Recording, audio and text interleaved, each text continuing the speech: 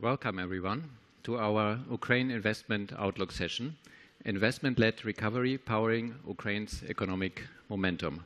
My name is Arvid Tuerkner, and I'm the EBRD's MD for Ukraine and Moldova. I know people are still joining us in the room, but it's, we have sufficient critical mass, and of course we are happy to have you all here to discuss the bank's priority, which is support to Ukraine, and I know it's also the priority for all of you here in the room. We are going to discuss here what Ukraine and its international partners can do to assure the country's future despite the current war, mobilizing finance and partnerships, including in the private sector, for immediate investment, improving conditions for Ukraine's skilled workforce, and advising policy changes that will prepare the country's EU accession. I'm new to my role as EBRD Managing Director for Ukraine and Moldova. I therefore want to express my tribute to Ukraine's courage in the war and astonishing resilience in adversity.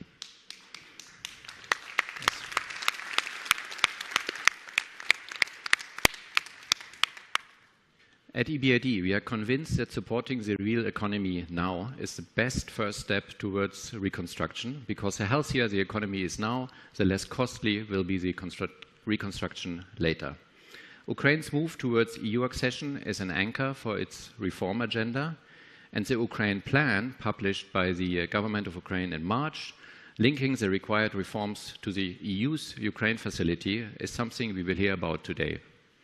However, we will not only focus on the bright future, we will also talk about what we can do now for Ukraine. Our motto is practical investment in the here and now. I will now have the pleasure to introduce our panel, which is in a hybrid format.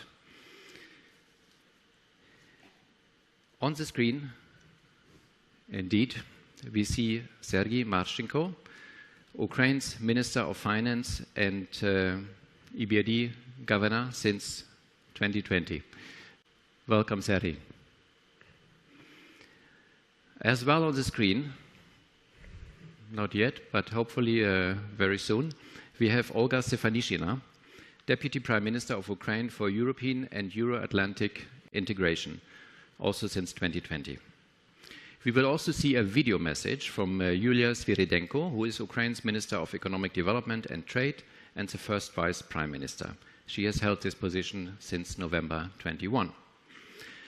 And now I come to my panelists here in person. Next to me is Vasyl Danyliak, CEO of OKO, a fuel retail network operator owned by Galnaftogaz, of which you are also the Vice President and CFO.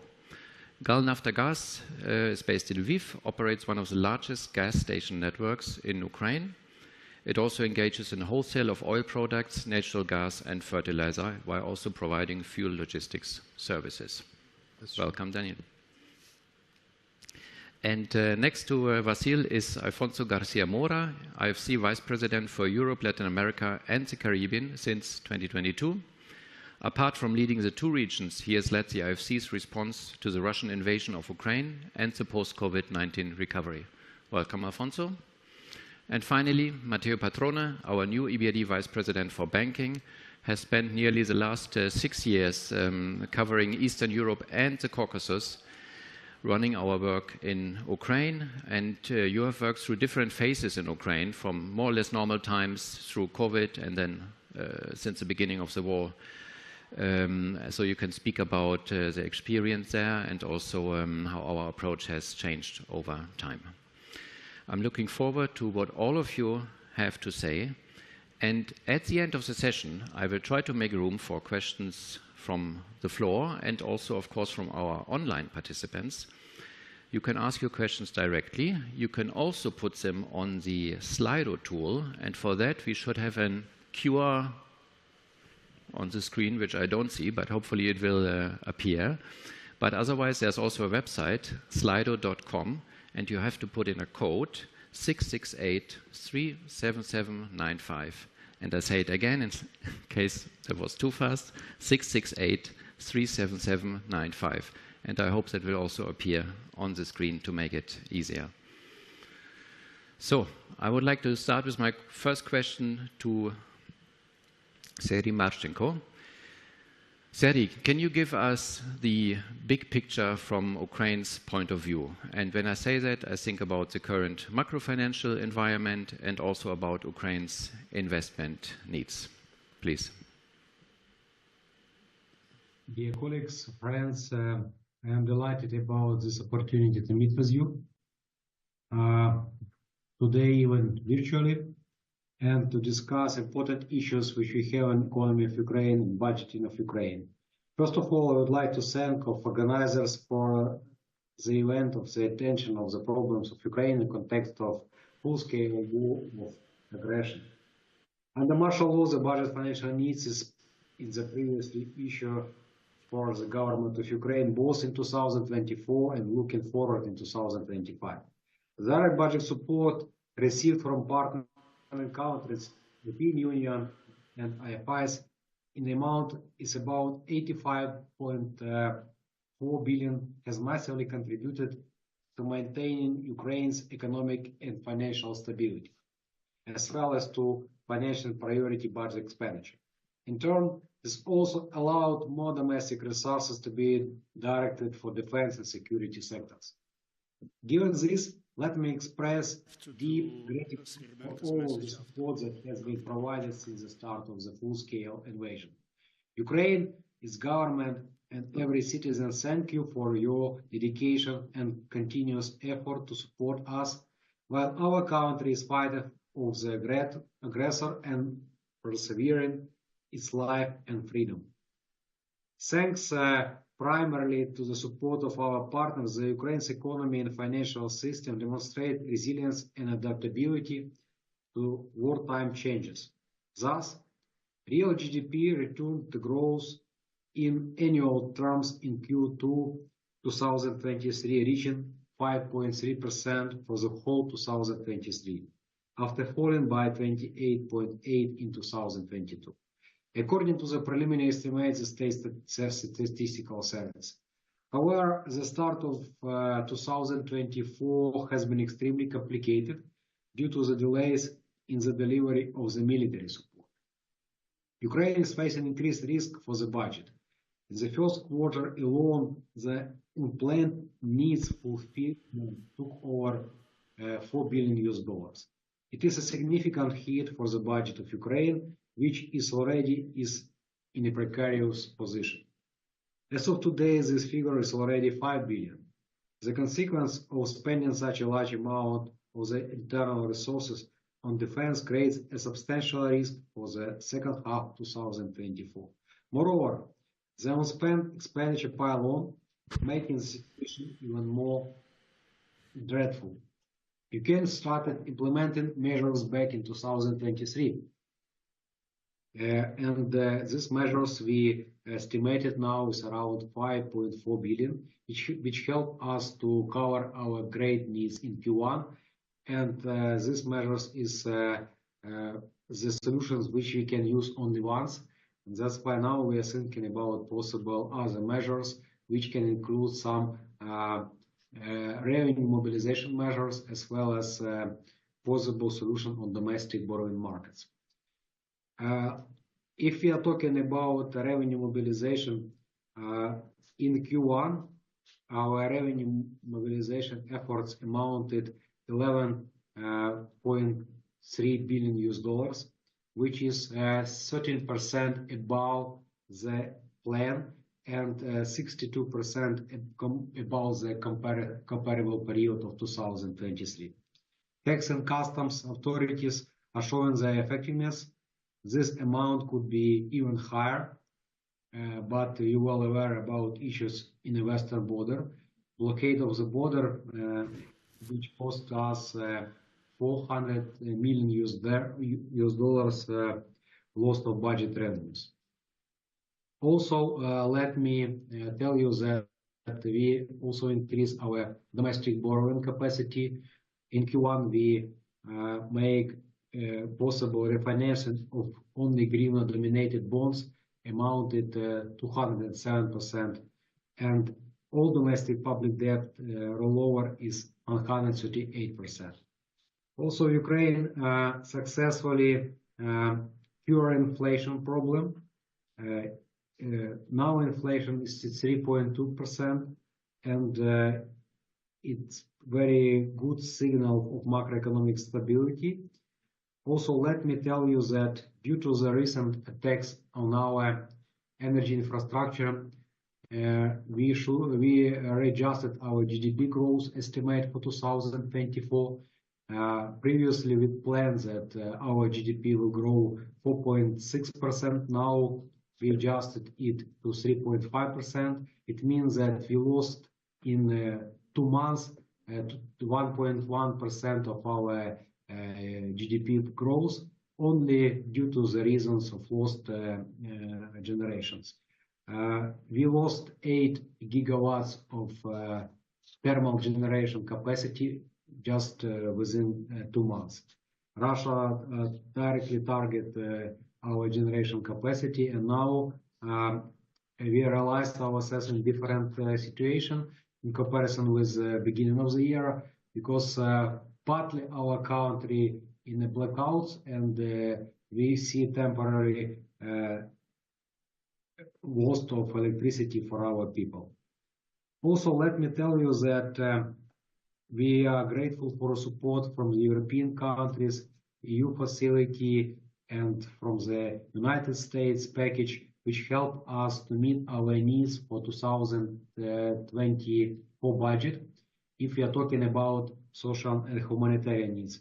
But I mentioned earlier that our great threat is now is military expenses, which is greater than we expected, which creates additional fiscal problems for us. At this moment, we have received 11.8 billion of direct budget support in form of grants, loans, and guarantees from European Union, Japan, Canada, IMF, United Kingdom, Norway, and Spain.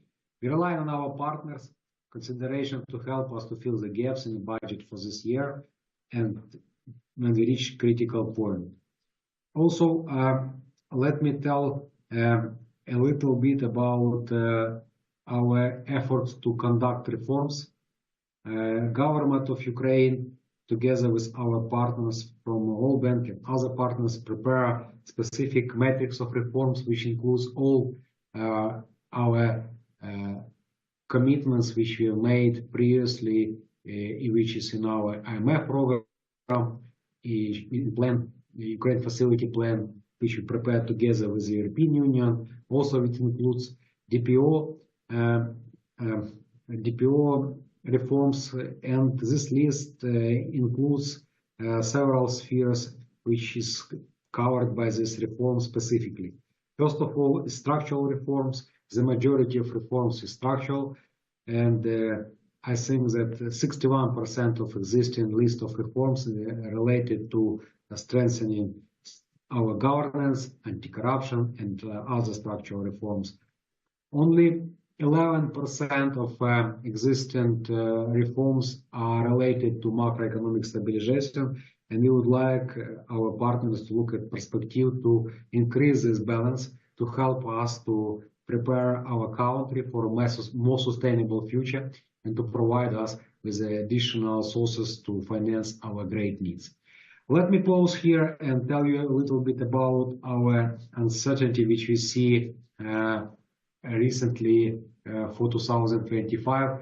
Right now, the 2025, the year is full a lot of uncertainty around us, specifically due to the fact that we see that it's necessary to preserve the very high level of military expenses for 2025. It means that if we envisage the same level of military expenses for 2025 as it is in 2024, we need to think about for additional sources how to finance our needs for 2025. And I think that despite all of these challenges we have right now, all of the issues which I described for you, we are in a better shape because of your support, because we see great support from our partners, our allies. We realize ourselves in a better situation than we were in 2022, despite that now in the battlefield we are in a more offensive position and we struggle to keep grounds and struggle to get necessary ammunitions and other military equipment. But I hope that in recent months we have gained momentum and gained necessary military equipment, which help us to persevere in the battlefield and to get the necessary time for our country to prepare for the next stage of war. And I hope this stage will be victorious for us. Thank you very much. Thank you for inviting me to be here.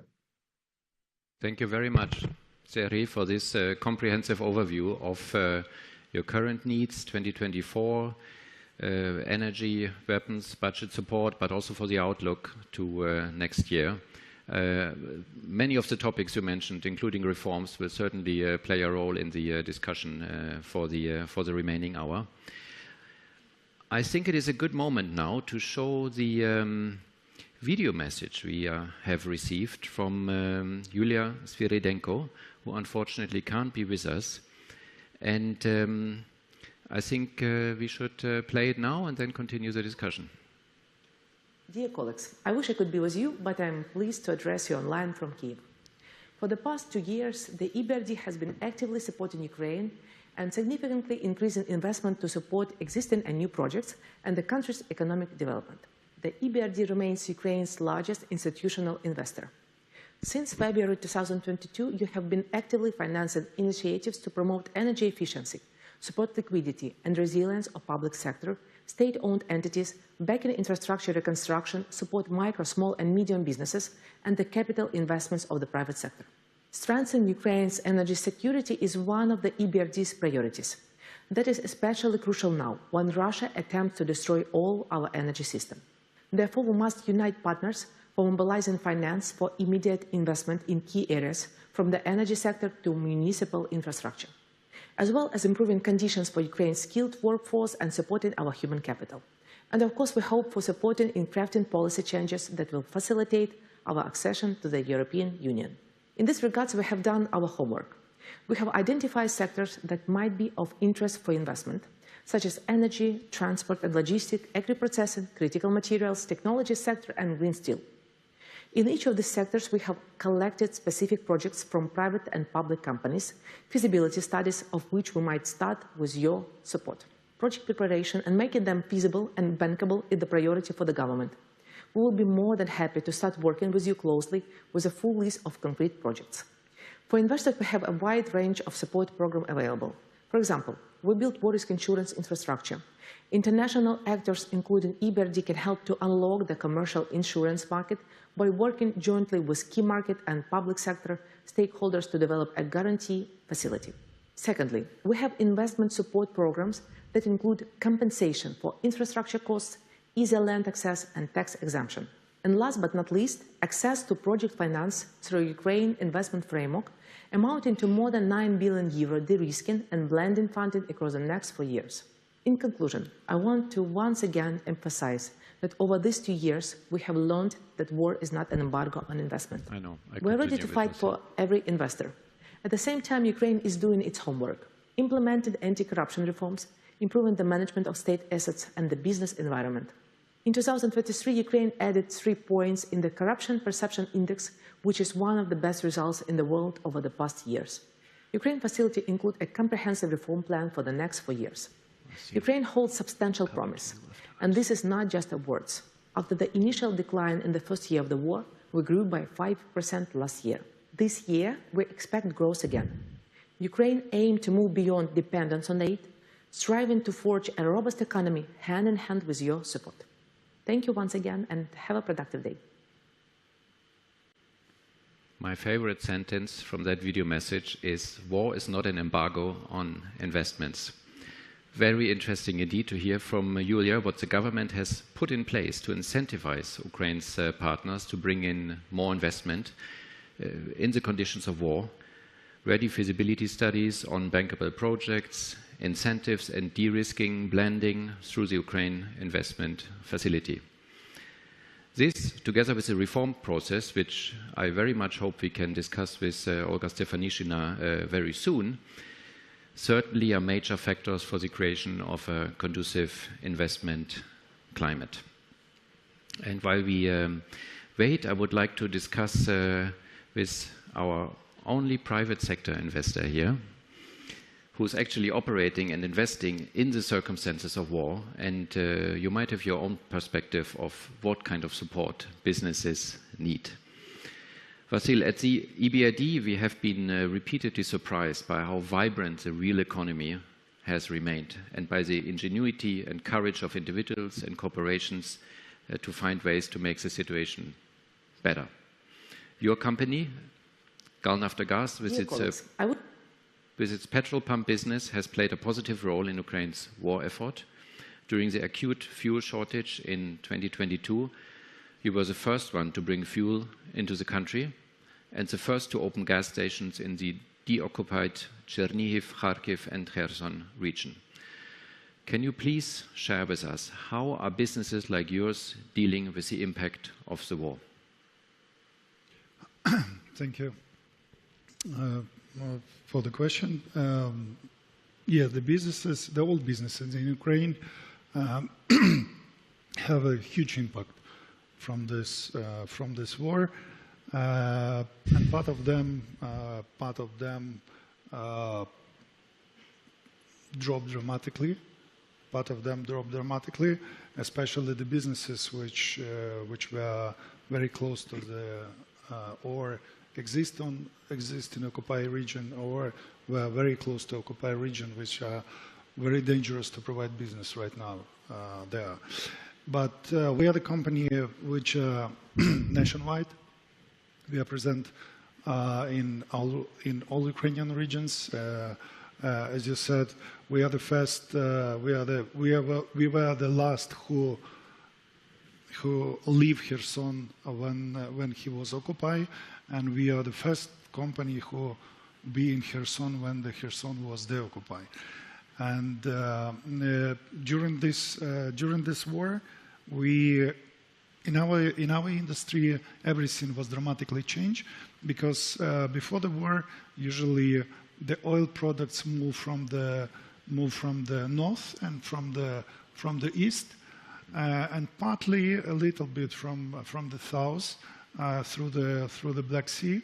And during this war, all of these three sites were closed, and we were the first who ran very quickly, and we reload our good relationship with the Western suppliers, with the guys from Poland, from Slovakia, from Hungary, from Romania, from Greece, from Israel, from Italy, everywhere. And all logistic schemes which worked before the war was destroyed, and the company, our industry need to build the new chain of the new supply chain, and this supply chain mean then the all companies need more trucks, more railway wagons, etc., etc. It's only our company bought during the war plus 150 new trucks. We bought as well 100 railway wagons for oil products, and we also signed a lot of contracts in 2022, like take-or-pay contracts using the different fuel depots in Europe, in Italy, in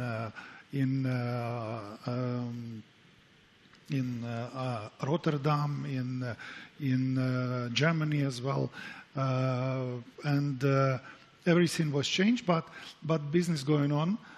During the war, we increased our market share. We increased our market share. We were the company who started to import into Ukraine a lot of fuels. Especially, it was very hard period between March and June 2022. It was a huge deficit, and the big shortage in oil products in Ukraine. And thanks our partners, thanks the banks who support us. Also, on that time, I remember on that time we had undisbursed money from EBRD and IFC, and both of you and EBRD and IFC allowed us to borrow this money in 8th of March, when it was quite dangerous situation in Ukraine, and all of you support us in this period of time, and thanks other banks, they also support us, and we also had a good money pillow from the 2021, and all of this factor allowed us to be successful in import, and now we are number one importer into Ukraine of gasoline, approximately up to 30%, up to 15% of diesel, of all diesel import, and in LPG we have almost 7% or something like that.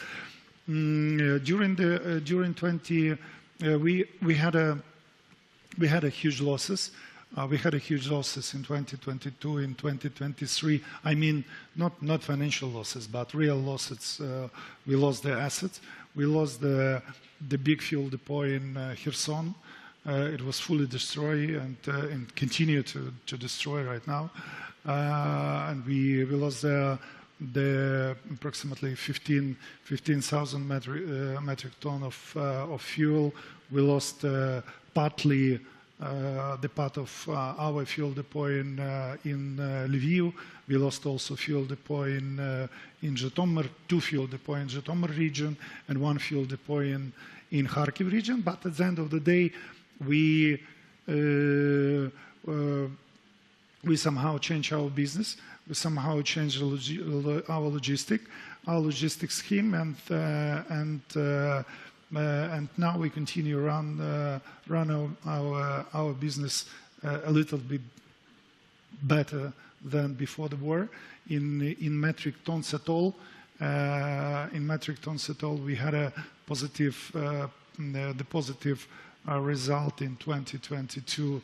We sold plus 150,000 metric tons versus 2021, and in 2023 we sell almost the same like in 2022. That means then the company who have the sources, who have the good long-term relationship with the partners, can run the business in Ukraine, and we continue to invest. We continue to, during 2023, we provide reconstruction of approximately 60 of our stations. This year, our plan is to reconstruct the 70 stations and build approximately 10 more. And we see also the huge opportunity. Exactly, it's a bad situation in our energy, but the bad situation in our energy create the huge opportunities for the business to invest into very well diversified and decentralized energy generation, and the idea of the decentralized energy generation is a good idea, and it's a huge opportunity for many businesses to invest money there. Well, this is a very impressive story, I have to say. I mean, reconstructing a huge supply chain in fast time is under these conditions is certainly very impressive, and you seem to be very willing to reconstruct, invest in the meantime, and now embarking on the green transformation, as you said, with new generation capacity. From the kind of private sector perspective, what do you think is needed in Ukraine for businesses to invest? And you can think about both those who are already there and maybe those who are thinking to come, which is obviously a very tough call in the current situation. First of all, you need to understand that they're all heavy infrastructure is destroyed, and the investment in heavy infrastructure is a long-term investment. The long-term investment mean then it's also the in money terms, it's also the big investments. Usually, it's a big investment. If you talk about the processing business, agro-processing business, or biofuel business, or if you talk about the renewables, all of this. If you talk about the big projects, yeah, it's a huge money. And first of all, Ukrainian business need long-term financing. The long-term financing probably in this long-term financing, the financial institutions and investors need to be a little bit softer and friendly with the own equity contribution, which Ukrainian entrepreneur or any firm ready to put like own contribution in each project. Because before the war it was a different situation. During the war it's a quite for most of businesses it's quite difficult to immobilize the huge money in equity. It's a first issue. The second issue, exactly thanks EBRD and IFC, you have mandate to invest in Ukraine, to work with Ukrainian business, but if you talk about with the commercial banks, they are not ready to invest so much money in Ukraine because nobody cover the military risk for them, and we need to be on the same page. Then in one hand, it's very difficult decision and very costly for insurance for company to insure this risk.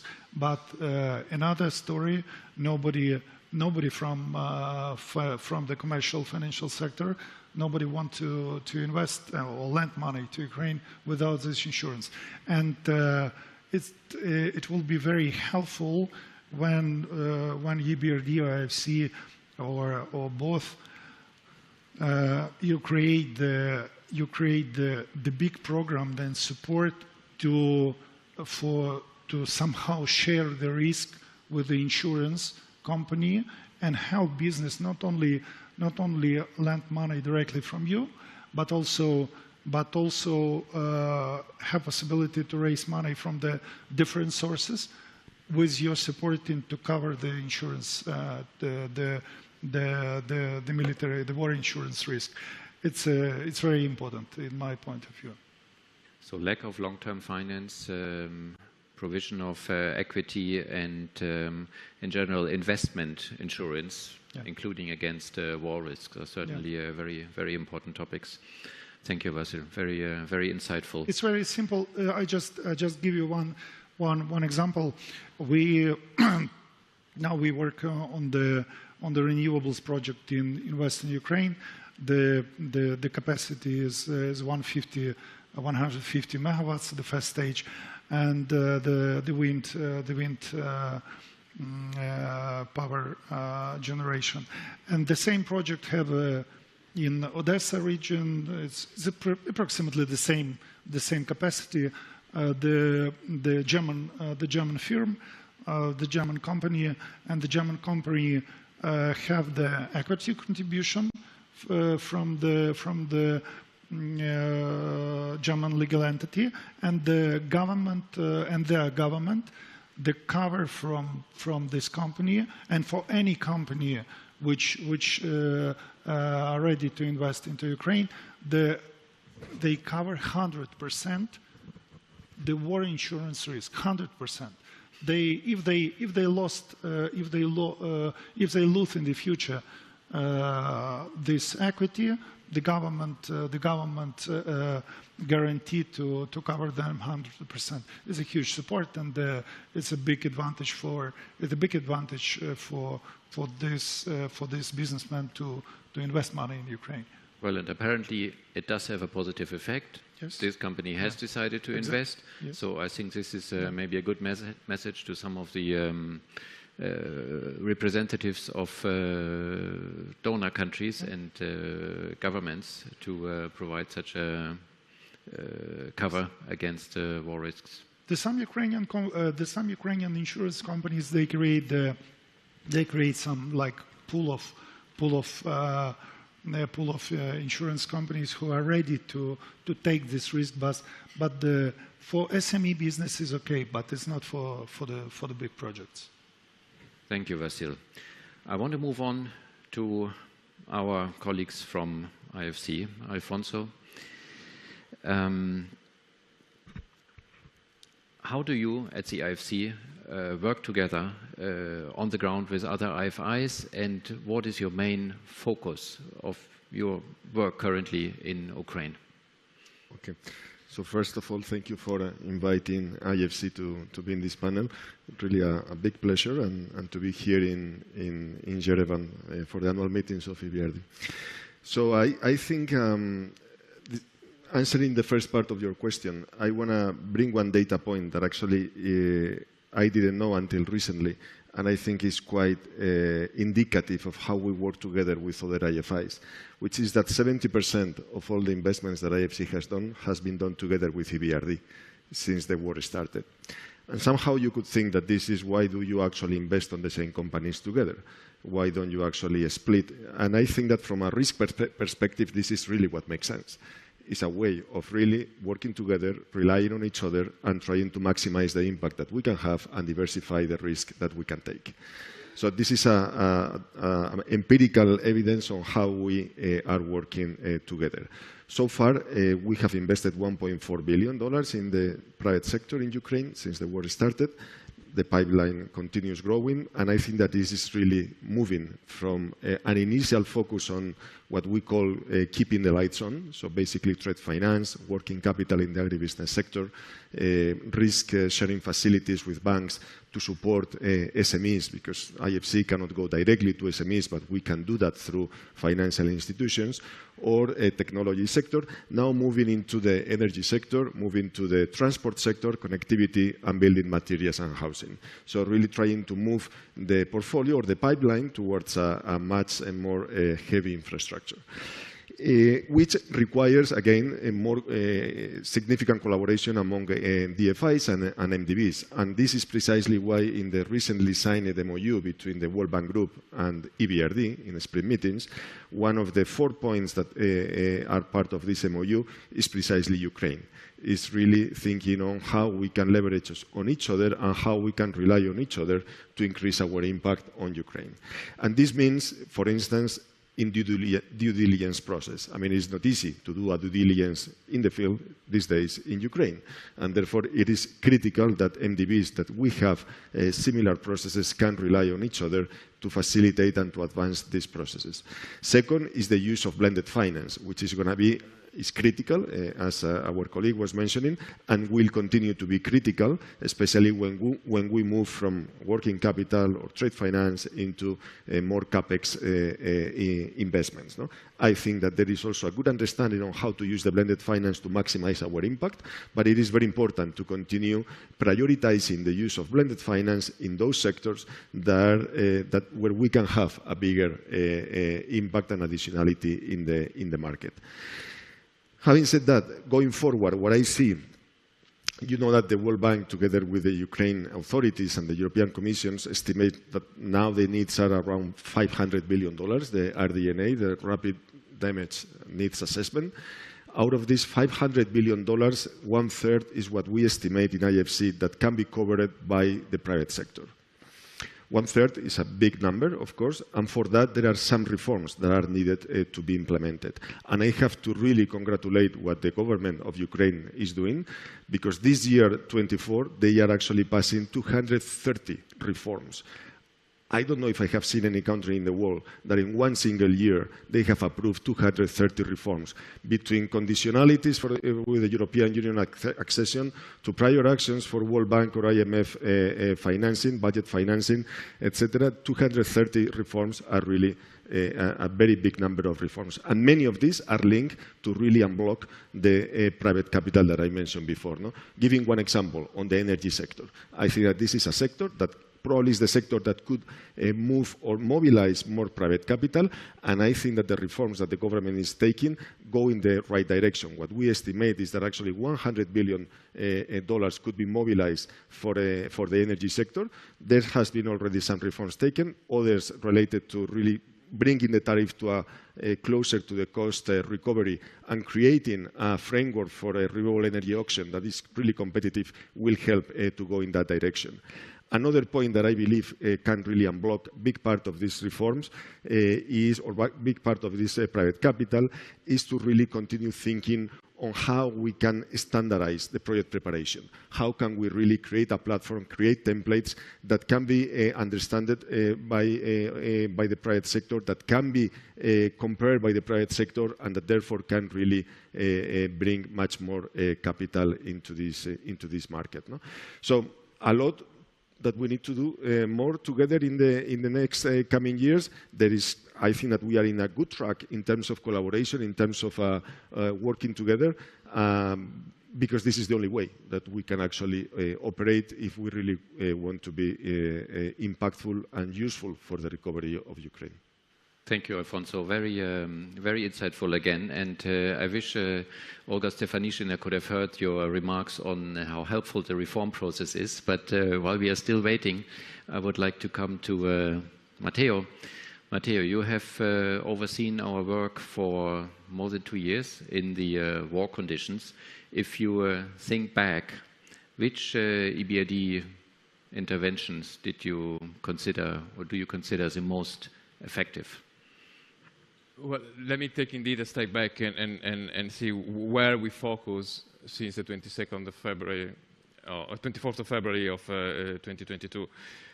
We decided, first of all, to support the real economy, also because that is the mandate of the BRD, as opposed as the IMF and bilateral donors or the World Bank. And we decided to articulate our support on 5 areas: energy security, the vital infrastructure, both in terms of transport and logistics and municipal infrastructure, food security, so the entire agricultural value chain, resilience of the private sector, and trade. And we decided very early that we would put our balance sheet at risk. And that has helped us mobilizing support from the donors to the tune of about 50% of everything that we have put and deployed in the country.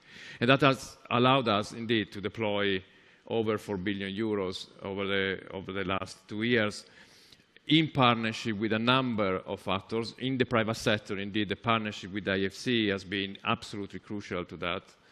But in the public sector, the partnership with the EIB and the World Bank in particular has been also crucial, both in terms of deploying finance, but also deploying technical assistance and capacity building in a number of areas. Because capacity building is also, in general, policy engagement is also a very crucial part of what we're doing in the country.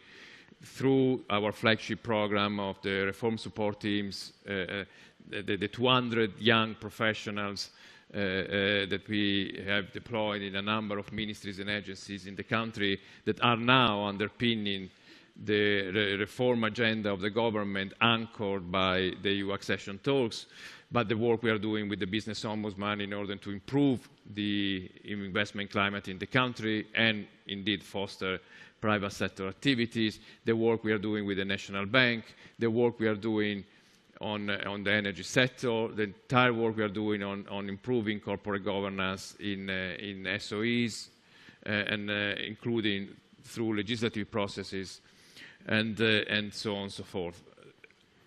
Difficult to choose one area. Obviously, given what is happening in these weeks, the energy security angle is absolutely crucial. And then there, the interventions in both in the public sector through what we have done with Ukrenergo on one side, Naftogaz on the other side, but also Ukrenergo in the public sector. But what we are also doing, again, hopefully by the end of the year, together with IFC, with a client that is not far away from the two of us here, is also important in order to diversify the energy mix in the country. And that is absolutely crucial for us. But the work we are doing in the private sector is also very important. About 90% of the project, or the 90 projects that we have conducted since the 24th of February of 22 are in the private sector. And we will continue doing that going forward. I think in general, what drives us, you mentioned that, Arvid, is that we want to be present in the here and now. Obviously, what we do here and now, and I see Olga's come on board, so I'm gonna wrap up my intervention. And what we do here and now needs to be consistent with a philosophy of building back better and a long-term support of the country once a peace situation is achieved for the reconstruction. I think what is absolutely crucial is now supporting those private sector operators that are present in the country. The 5% increase of GDP that Julia mentioned has been achieved by those entrepreneurs, both local and international, that have decided to double down in the Ukrainian economy now. So we need to support them. And then, obviously, opportunistically also support those who are coming up from the new FDIs that are coming into the country. In the public sector, it's absolutely crucial that we prioritize interventions, and the single project pipeline that Sergei is putting in place is absolutely fundamental. The reform agenda, the 200 plus legislative initiatives that Alfonso was mentioning are indeed crucial, but there the international community needs to come together and make things simpler for the government. The Ukrainian authorities are fighting a war. We cannot ask too much from them in terms of complexity. We need to be very ambitious on substance, but we need to simplify and coordinate the asks among the international community. And the Ukrainian authorities have shown that they can reform. Indeed, Julia mentioned that the war is not an embargo for investment. The war is not an embargo for reforms either. And Ukraine has been reforming itself since 2014. We have some members of the audience that have been a big part of that. And Natalie, I think we should give credit to you and many like you in the country for that. And I'm sure that the trajectory will continue to be a positive one. Thank you, Matteo. Very clear messages, very much aligned with what we heard from Alfonso as well, and the needs as expressed by Vasyl. I think it all adds up to a very clear picture for support to the private sector, but also for reform. And with that, I'm turning to Olga Stefanishina, Deputy Prime Minister for European and Euro-Atlantic Integration. We are delighted to have you. Welcome to this panel. I would like to ask you something about the Ukraine plan, which you oversee and which gives a very clear timetable for a major reform program and also links it with a large amount of 50 billion euro funding from the EU. To what extent do you see the EU integration process as a key anchor for the country's reform efforts? Let me start with that question. Thank you so much, and it's very nice to see that the annual meeting of EBRD board is taking place in Yerevan. Greetings to Armenia and to this choice of the venue. Greetings to all Ukrainian colleagues and to international colleagues around the table. Probably this is one of the very key questions you're asking me today. We have been just discussing between ourselves yesterday that basically a EU accession related agenda has already become a major driver of systemic and democratic transformations in a country, and will be a key driver of Ukraine's not only recovery but also rebuilding Ukraine and adjusting Ukraine as a country, as economy to its future within the EU, and first and foremost within European internal market.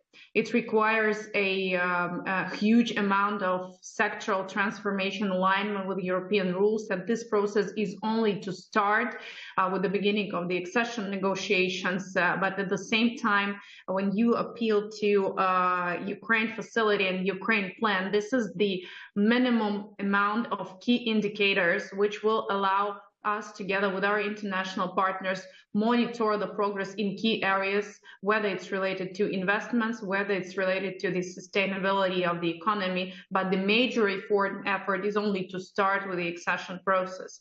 So, but at the same time, as you all know, the accession starts and ends with the reforms in the area of the rule of law and functioning of the democratic institutions. And we have been going through this process of transformation first and foremost because it is a demand of Ukrainian society. It has been the major requirement of those people who are standing on European Maidan in 2013 and 14. And since then, Ukraine has been constantly under strong supervision of the civil society of Ukrainian people. And we are really grateful that EU accession process has boosted this transformation, allows us to structure it. But now when we're about to start the accession negotiations on the fundamental area of reforms, we would have to present a new vision, a roadmap of transformations in the area of rule of law. And I think that this has been a long-awaited need for Ukraine and for international partners, because at this point of time, we know where we are. We have a functioning structures. We have a long history of independent, open, and transparent elections in Ukraine. We have a long history of transformations in the reforms in the public administration area, in public services, but also fight against corruption and reform of the judiciary institution. And now when all the front line of transformation has been done and is efficiently implemented, our major task is to build the strategy of sustainability of reforms, of preservation of those dynamics.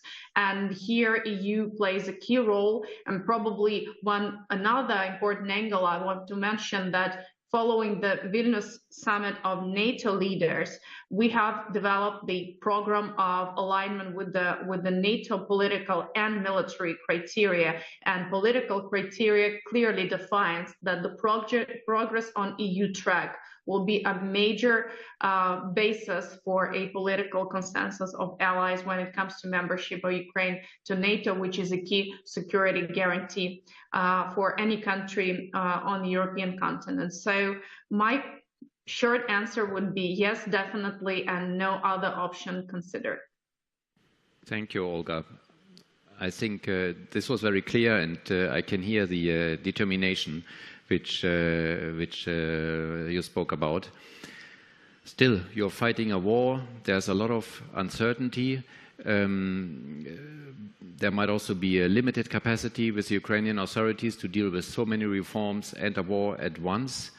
How do you plan to work around that, and do you envisage delays in this very tight timetable of the Ukraine plan?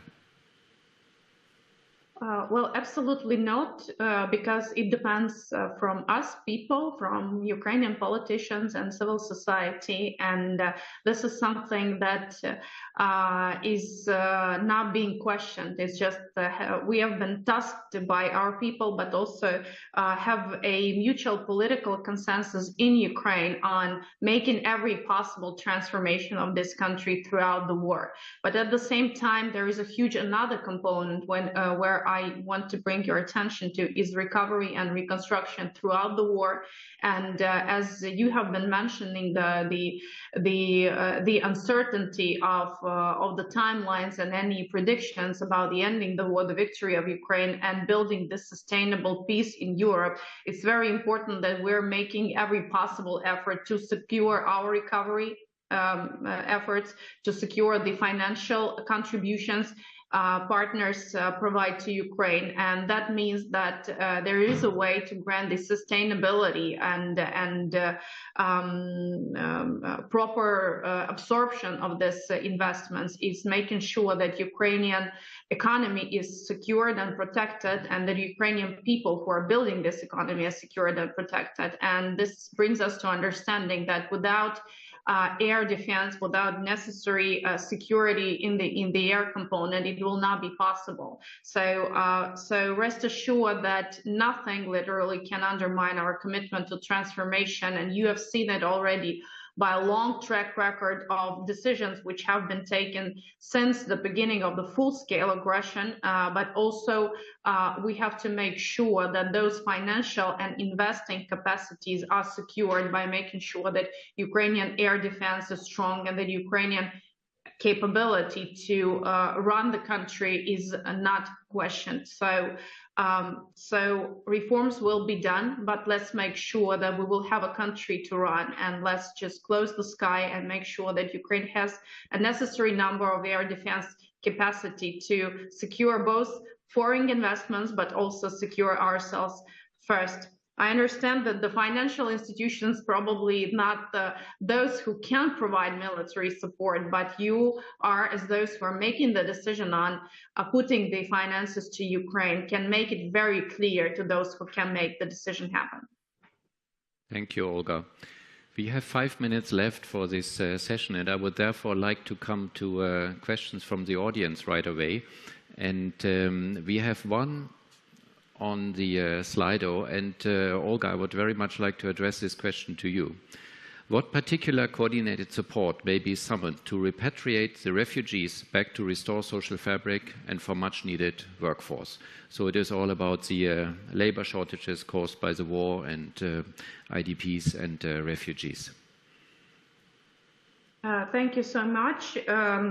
This is a very important question to us, and given the ongoing aggression and the war which is still going on, there are not that many questions that could be answered immediately when we're speaking about the millions of internally displaced persons, people in Ukraine, but also 4.5 million of people who have been forced to leave a country escaping the war and now mostly placed in European Union. We have a multiple financial and supporting program. We also, in the beginning of war, our part of the government, together with Sergei and other colleagues, have made a decision to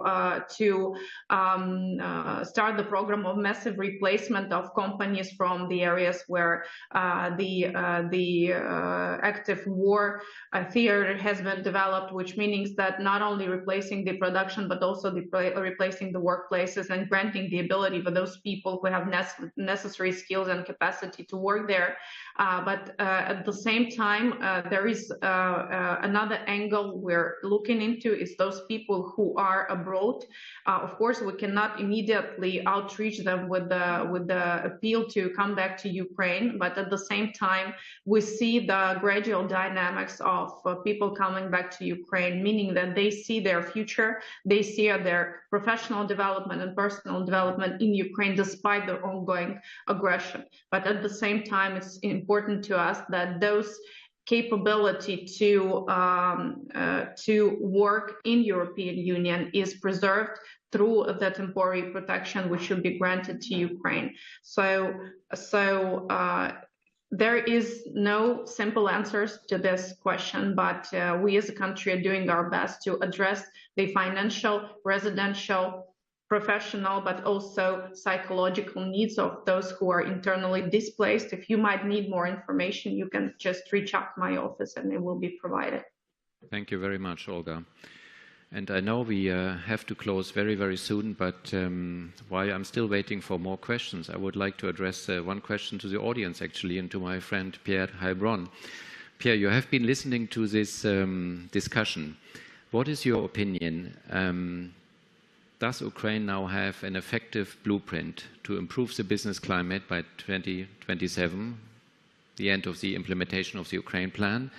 And will that help to bring in private capital already now and more so during reconstruction? Yes, thank you very much, and very happy to be back in EBRD for this occasion, obviously.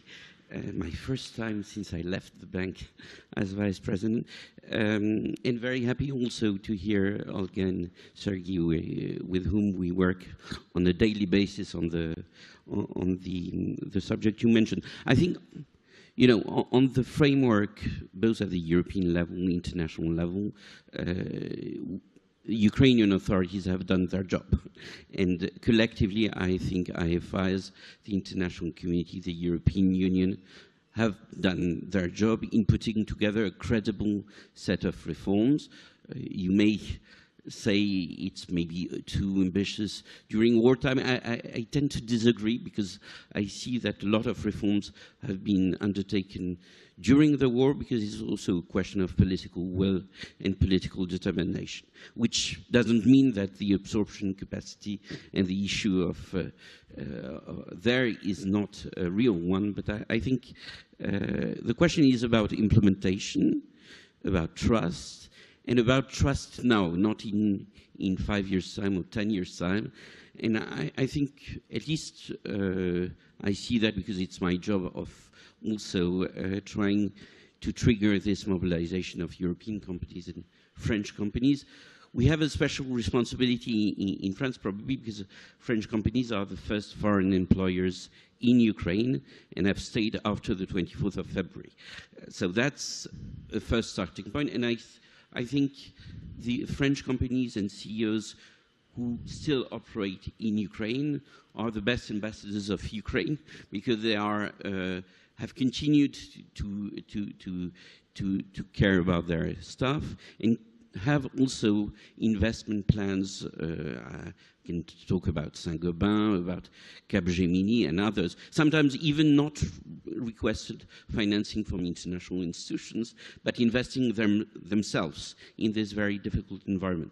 One another example in one sector, which is well known by the institutions, is the decision of Xavier Niel, which is a French entrepreneur, to buy the fixed telecom network and the third mobile network in Ukraine, which will be the largest investment not only in the last 2 years, in the last 10 years in Ukraine.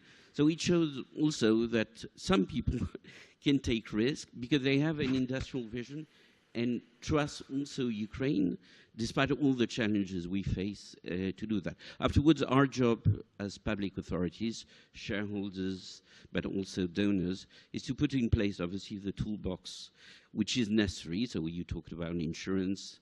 We've done also at the French level this 100% guarantee of any investment of French investors in the country. But we have also to do our job. It's outside the remit of EBRD, but on the military side, which is obviously an important element, a crucial element, if we want to talk in the future. And our Ukrainian friends were very clear about that. So it's also our responsibility to do that, with also economic implications. So there is, I would say, a nexus between military issues, defense issues, and economic issues. And there is also, I see that I've been discovering that very much, a source of innovation in the military field, which will have huge implication in the economic field and on artificial intelligence, which are developed by defense companies, but which have also, sometimes are the same companies which are doing civil activities. And that's sometimes a little bit overlooked by our traditional categories of intervention at the international but also national level. Thank you, Pierre. That's, certainly there are many facets to this topic, but the way you flagged that there are foreign investors in Ukraine continue investing, others are considering coming, I think that also resonates very much with what we heard from Vasyl. And perhaps I can take one question from the floor. I know we are running out of time, but since we had some delays, if there's any question in the room. Otherwise, I would then close this panel. I would like to thank Minister Marchenko and also Deputy Prime Minister Stefanishina for your presence, for your input. We very much appreciate. I would like to thank Vasyl for being here, sharing your very impressive story, and good luck for the road ahead. And I would like to thank the two vice presidents from IFC and EBRD. Thank you very much, and thanks everyone for being here.